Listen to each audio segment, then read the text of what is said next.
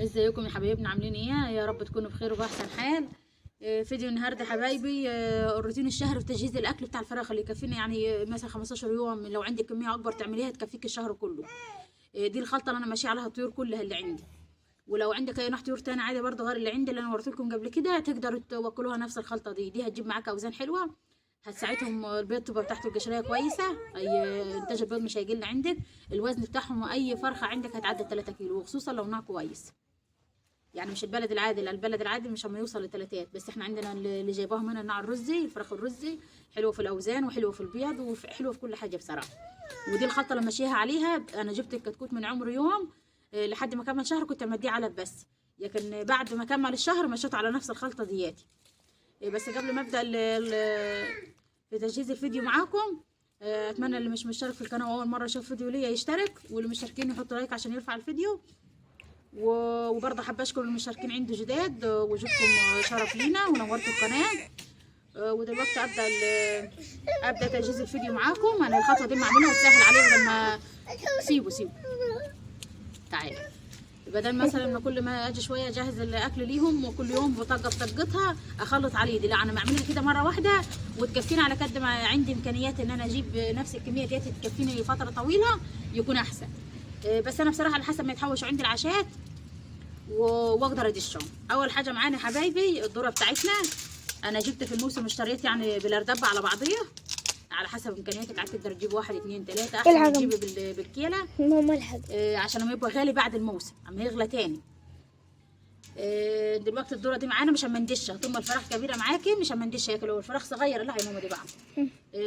لو الفراخ لسه كتاكيت وعايزه توكليهم وتسمنيهم برضه، هتجيبي شامي اصفر تدشيه والذره دي تدشيها وهتديها لهم بدل العلف. لو ما عندكيش امكانيات تجيبي علف اللي هو من عمر يوم لشهر. بس دلوقتي دي الفراخ عندنا كبيره ما يبيضوا، فهنعمل الخطوه ديات لاي طيور عندك. انا عندي الفراخ وكنت مودة البط برضه، البط السكوفي والوز والبط العادي. ولو عندك رومي اي طيور عندك عايزه تربيها على الخلطه ديات. بصراحه انا وريتكم فيديو قبل كده برضه، وهوريكم شكل الفراخ اللي عندنا. احنا جبنا دفعه فراخ ودفعه بط جديده هوريها لكم برضه في اخر الفيديو. بس اخلص بس الخلطه معاكم بعد كده اروح اوريكم الفراخ بتاعتنا.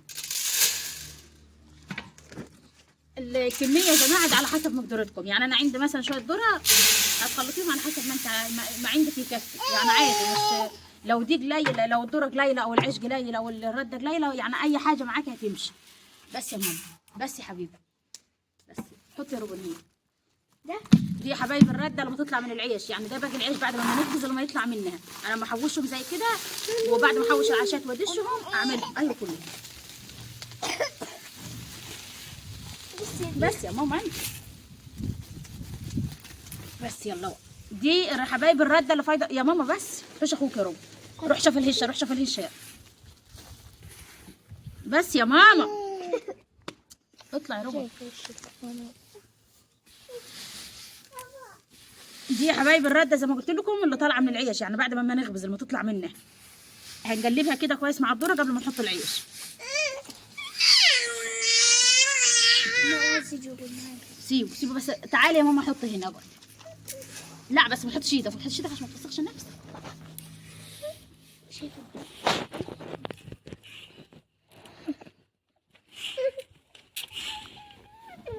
لو عندك شويه قمح برضه وقدام وعندك مش عايزه تستعمليهم في العيش وحابه تحطيهم للطيور حطيهم.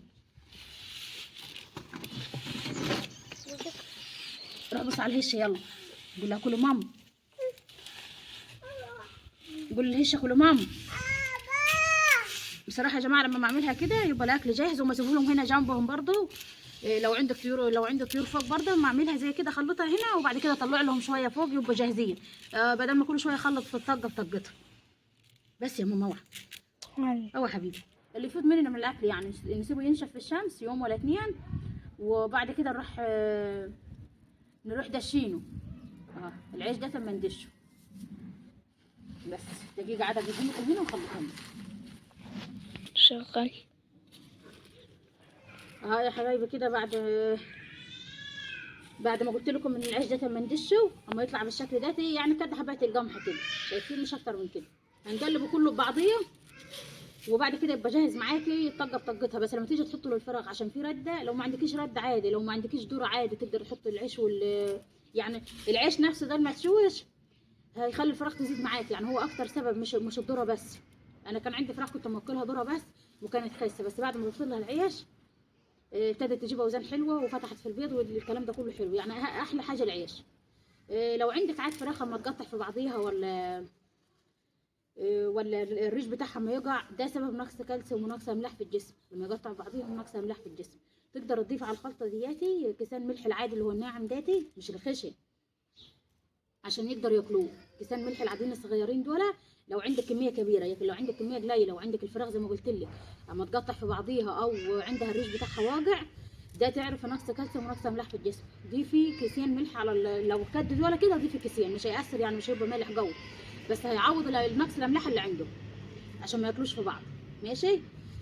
ومن غير ما نجيب علاج ومن غير ما نصرف فلوس، يعني كيس الملح كده كده موجود عندنا في البيت، هتضيفيه على خلطه زي كده وانت ما تقلبيها وتيجي تحطه لهم عدد الطلب، هتبقى الخلطه جاهزه معاكي. انا كنت في الاول بصراحه مكسل ان انا اعملها زي كده، وكنت لما اجي احط الاكل مثلا اخد طبق ذره وطبق عيش مدشوش وطبق رد واخلطهم في بعضيهم بس كده. بصراحه انا معبي شكاره زي كده كبيره واسيبها عاد في الاوضه بتاعت الفراخ، اطلع لهم منها تبقى جنبك سهله وتبقى مقلبه جاهزه. واحسن برضه ما تاخدي كميه اكبر وتيجي في الاخر مثلا تلاقي الذره قصرت معاكي، العيش اكتر، الرد اكتر. فكده لما تخلط كله مع بعضيه كله يبقى شايل بعض. واهم حاجه خطوه الملح لو عندك الطيور وخصوصا في دخله الشتاء. طبعا دلوقتي كلنا يعني مثلا اللي مربي طيور عنده اكيد عنده حد ما يدور بالبرسيم اللي هو الربيع يعني، او حد من جيرانكم، اي حد او حد زارع. يعني دلوقتي الربيع ده او اللي هو البرسيم زي ما تقولوا عندكم، هو اللي هيعوض الفراخ بتاعتك عن نقص الكالسيوم. واحلى حاجه للطيور الخضره. لو ما عندكيش ده كله، اي خضره تفيد منك من البيت واكل البيت اديها له. يعني برضه حلوه، هتعوض اي حاجه ناقصه عنده. اهم حاجه الخضره للطيور. بس اهم حاجه برضه في دخله الشتاء دياتي لو عندك المكان كان عندك انا قلت في فيديو قبل كده برضه، وهوريكم هنا برضه راشينها ازاي في اخر الفيديو، كملوا معايا. اللي عنده مثلا كان في الطيور جدري او حشرات في المكان اللي فيهم قبل دخلة الشتاء عليك، لان الارض اصلا من الرطوبه تحت الجو ما ترطب لوحدها تبقى فيها زي ميه كده. فلو عندك اي حشرات هتزيد، لو عندك امراض في الارض بتاعتهم اللي هم قاعدين فيها او في العشه بتاعتهم هيزيد برضه. قبل دخلة الشتاء عليكم عودوا نفسكم في دخلة الشتاء او في دخلة الصيف، طهروا المكان تكنسيه كويس وتنضفيه، وبعد كده تجيب شكارة جير مطفيه، جير مطفي، وترش بيها العشه بتاعتك او الاوضه اللي هم ما يناموا فيها اللي بتحبسي فيها طيورك. بعد ما تكنسيها كويس ترشيها ومش هيحصل لهم حاجه منه، يعني هتسيبيهم عادي هياكلوه ما ياكلوش، بس هو ده هيطهر المكان. ولو عندك برضو طيور خاسه وما توكليها زي كده ومش طالع عليها اكيد في معدتهم في حشرات وكده، تقدري تضيفي معلقه خل يوم ويوم، يوم ويوم. لو اللي هتحط في حاجه كبيره طبق كبير ميه ولا حاجه، تقدر تضيفي ربع كوبايه شاي خل صف، ما عليهاش اي حاجه في الميه بتاعتها. برضه لو عندك قشر بصل او قشر توم، هما كده كده الفراخ مطلقه. يعني انا من حتى انا الفيديو اللي كان قبل ده اللي خاص بالطيور، انا كنت هنا كانت الدنيا زيطه من ورق البصل والتوم اللي كنت بعد ما عملت موسم السنه شلت الخزين بتاعنا وضفت له الفراخ هتلقط فيه احلى حاجه برضو. يعني هو مضاد حيوي طبيعي. البصل لو عندك بصل فايض من الاكل، توم مثلا هيبوظ عندك القشر بتاعه، بس لو ما عندكيش حاجه بايظه على طول اديها للفراخ ما تخليهاش، افركيها بايدك كده هتبقى ناعمه عشان يقدروا يلقطوها واديها لهم ياكلوها. ماشي حبايبي، دلوقتي احنا كده خلصنا الخلطه بتاعتنا. انا قلبت الذره وقلبت الرده مع بعضيها في الاول. ولو عندك شامي زي ما قلت لكم، شامي اصفر عايزه تدشيه، بس الشامي الاصفر برضه اما يخلي الفراخ تربي دهون كتيره وتقلي معاكي في البيض عشان تبقوا عارفين. لكن لو على التسمين والبيض هتشيل الشامي الاصفر وهتحطوا الذره بتاعتنا دي العاديه والعيش المدشوش والرده. لو عندك برضو حابه تضيفي، لو جايبين ديوك بس وعايزين تربوها للاكل وكده، هتضيفي شامي اصفر مدشوش. لو ما عندكيش عادي برضو عندك شويه قمح قدام ضيفيهم. دي انا بصراحه الخلطه دياتي انا برضو يمكن اول فيديو كان على القناه من فتره طويله، يمكن من 9 شهور لورا، انا كنت عامله نفس الخلطه دياتي ووريتكم الفراخ وذبحت واحده قدامكم ووريتها لكم، وهوريكم برضو الدفعه اللي احنا جايبينها. انا عامله لكم الفيديو ده النهارده اليوم اللي هينزل فيه، انا عامله فيه الخلطه. قبليها بيوم كنا مشاريين دفعه فراخ جديده ودفعه بط، هوريها لكم برضه في اخر الفيديو، وهوريكم اللي احنا بنوكل ايه ومش بنوكل ايه. بس يا حبايبي كده هقلبها مع بعضيها وتبقى جاهزه معانا. اهم حاجه ما تنسيش لو عندهم نقص كالسيوم ولا عندهم نقص املاح في الجسم، هتعرفيها ازاي؟ هتعرفيها ان الريش بتاعهم يبقى واقع في الظهر بتاعهم كده، المغزى يبقى عريان، ما فيش شعر، ما فيش ريش، و... و... وعندهم قشرات البيض تبقى خفيفه. تعرفي اللي داتي نقص املاح في الجسم ونقص كالسيوم. هتضيفي كيسين ملح على الخلط بس يا حبايبي كده. خلطها وهطلعهم دلوقتي واوفيهم قدامكم، وشوفوا اخر الفيديو معايا دفعه البط الجديده والفراخ الجديده اللي جبناها. ماشي. بس اهم حاجه قبل لو عندك في الشتاء وحط لهم في السقع بسيهم بشويه ميه قليلين. اهم حاجه ما تعجنيش عشان ما يعجنش قدامهم ويسيبوه. ديتها بسهم بس قدامكم، يعني ربع كوبايه ميه على الطبقين اللي هتحطوه له يا دوبك، بس عشان الرده تمسك في العيش ما يسيبوهاش، مش اكتر، مش هنعجنها بس. وهتديها لهم، هتتفرج على الفراخ بتاعتك هتبقى عامله ازاي. دلوقتي هطلع الفراخ وهعمل لهم شويه قدامكم وهوريكم. يا حبايبي دي دفعه البط اللي جبناها معاكم، دول 10 جواز، 10 صح؟ هاي شايفين شكلهم؟ هم عمر اسبوع دول، شايفين؟ بس البط هنوكل علف، بس علف صافي لحد ما يكبر شويه، لكن بعد ما يكبر نوكلهم برضو من نفس الخلطه اللي انا عملتها معاكم دياتي. شايفين؟ ده من ساعه ما جينا نوكل علف بس. لو اي حد عنده استفسار ولا اي حاجه عن الاكل، انا دينا قلت لكم البط من لحد ما يكمل شهر بالظبط علف صافي عشان يطلع معاكي صح. اساسيه صحه من البدايه، عامليه زي الطفل الصغير، زي ما يعني تبني جسمه كويس هيطلع معاكي كويس. ما تديش اي حاجه تاني غير العلف بس، وما ندهوله ناشف مش مبلول، وخصوصا في الشتاء.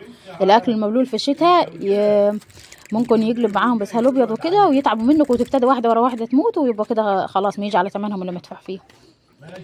دي برضو انا حبيت اوريهولكم بس نبدا فيهم مع بعض. دي الدفعه اللي جبناها. هوريكم برضو دفعه الفراخ اللي جبناها جديد، بس هي مش صغيره، يعني احنا كنا في الاول بنجيب كتاكيت ونكبرها، دلوقتي جايبين الفروج كبير شويه عشان في موسم الشتاء ده انتوا عارفين سقع وكده وما يموت بسرعه، فاحنا جبنا شويه الفروج الكبار. الخلطه اللي انا عملتها دي هنديها للفراخ عادي، توكلوها من السن اللي احنا هوريهولكم فيه ده، او اصغر من كده عادي برضو. دلوقتي هنحبس دول عاد واوريكم الدفعه بتاعت الفراخ اللي جبناها جديد.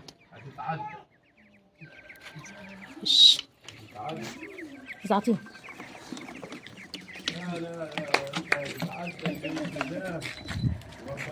مين زي انا بحب منظر الحاجه وهي صغيره، بس بعد ما تكبر بصراحه ما اتخانق منها.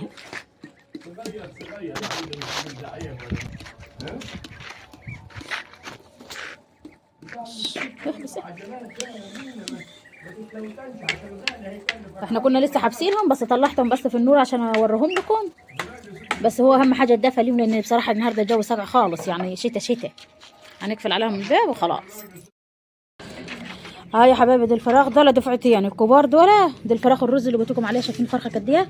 وزنها ديت الفرخه 3 كيلو. شايفين؟ ده الرز النظيف. وانا قلت لكم قبل كده لو عايزين فراخ تلبي لحم وبيض، يعني تبقى ضمنها ان انت هتجنيها، لو جبت ديك وكده تاكلوا منها، يبقى الرز انضف نوع. شايفين؟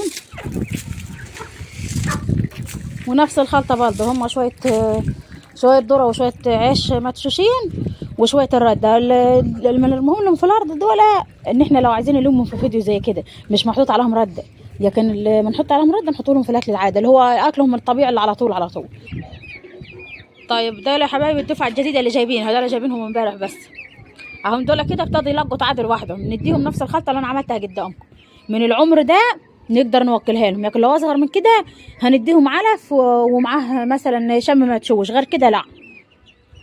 بس يعني تاسسيهم صح زي ما قلت لك، لكن لو كبار كده يبدوا معاهم بالخلطه اللي احنا عملناها ديت. ويعني لو تفتكروا الفيديو اللي كان قبل ده، احنا كله طيورنا مطلعين على كده، البط وكان فيه وز وكان فيه البتاع ده الفراخ زي كده، اي نوع فراخ عندك نفس الخلطه مش اما نغير. طبعا انتوا عارفين الاكل غلي دلوقتي ما حدش هيقدر يوكل علف صافي. شايفين دي الدفعه اللي جبناها جديد. هم طبعا هم يمشوا واحنا نمشي وراهم، وكله على السطح. طبعا هو الجو ساقع دلوقتي، احنا مطلعينهم العيش عشان اوريهم لكم، فهم سقعانين يعني ما يصدقوا يلاقوا حته كده يقدروا فيها. اهم حاجه برضو تدفوا عشان الجو الصقع داتي مش ما يخلي، واحنا عارفين كده كده الشتا مفيش حاجه ما تعيش بكتر. بس يا حبايبي كده ده الطيور بتاعتنا زي ما وريتها لكم. بس البط مش هنوكلها من الخلطه دي دلوقتي عشان ما ينفعش نديها الرده ولا نديها الكسر المدشوشه غير لما تكبر دلوقتي على فصاف. لكن الفراخ في السن ده تقدر تبدي معاهم من نفس الخلطه عادي، ولو اصغر من كده شويه عادي برضه، يعني هم دول صغيرين قوي. بس والفراخ الكبيره احنا من قبل العمر ده كمان، لان كنا جايبينها كتاكيت اللي انا وريتها لكم دي، كنا جايبينها كتاكيت عمر يوم اللي كبرت ديات على نفس الخلطه برضه. اول شهر اعطيناها علف وشام اصفر مدشوش، وبعد كده اما نخلطه لهم برضه لو في شويه ذره برضه مدشوشين معاهم، ما فيش يبقى العلف والشام المدشوش الاصفر ده من عمر يوم لحد شهر. بعد الشهر تقدر تديهم الخلطه اللي انا عاملاها دياتي وتفرج على الطيور اللي عندك بس. ودلوقتي يلا اقدر اقول لكم كده سلام. يعني هادي كده بعد ما دخلناهم في العشه، انا زي ما قلت لكم احنا مطلعينهم عشان شايفين. فاكرين لما قلت لكم في الفيديو بتاع النظافه ان احنا ترشي قبل استقبال اي حاجه، نرش جير ابيض مطفي في المكان اللي انت هتربي فيه الطيور عشان لو فيها اي امراض من الصيف وكده تبقى طهرتيها.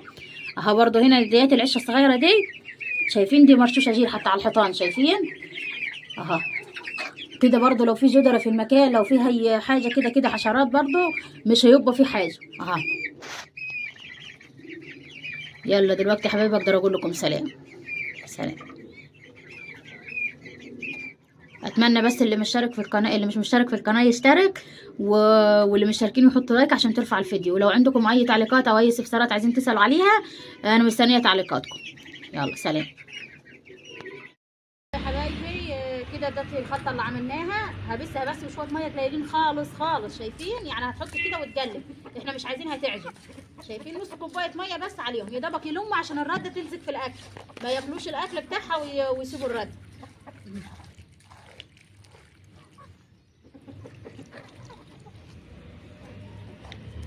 الخلطه ديات جربوها لو عندك البط العادي او البط السكوفه او المولر او اي حاجه عندك طيور، اديها نفس الخلطه ديت وشوف البط والفراخ معاك والروم والكلام ده كله هيبقى حجمه ازاي.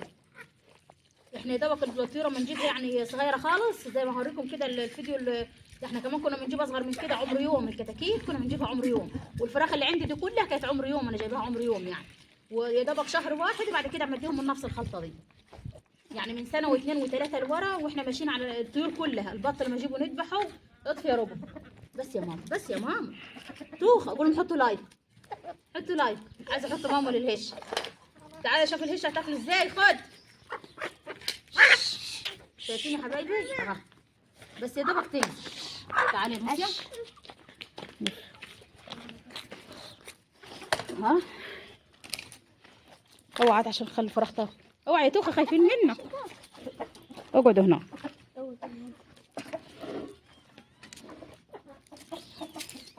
وش انتوا شايفين شكل الطيور اللي ظهرهم عريان دول؟ كان عندي هم صغيرين يعني كانوا كملوا شهر او شهرين وشويه مش فاكره بالظبط.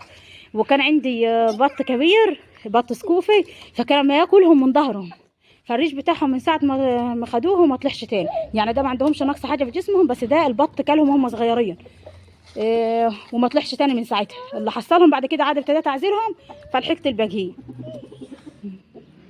شايفين حجم الفرخه قد ايه؟ يعني انتوا ممكن تبانوا في الفيديو ان هم صغيرين، لكن الواحده تعدي 3 كيلو. شايفين حتى الحته اللي باينه من ظهرهم حمرا ازاي واللحمه جوه حمرا خالص. في فيديو قبل ده كنت عامله فيه بط كنت ذبحاه في البيت ومربيها على ايدي برده، وفتحت لكم البطايه ووريتكم اللحم اللي فيها كان عامل ازاي من نفس الخلطه دي بامانه، مش هنحط غيرها. دلوقتي يا حبايبي كل اللي شافوا الفيديو اتمنى لو مش مشترك يشترك في القناه، واللي مشتركين يحطوا لايك عشان ترفع الفيديو، واللي يشترك جديد فعلوا زر الجرس عشان يوصلكم كل جديد لما نقدمه. واتمنى تكتبوا لي برضو تعليقات اشوف رايكم في الخلطه دي، ولا عجباكم ولا ما عجباكمش. لو عندكم اي استفسار برضو وانا مستنيه ارائكم، ولو عندكم اي نصيحه غير كده برضو ماشيين عليها للطيور يا ريت تفيدونا بيها. ودلوقتي اقدر اقول لكم سلام.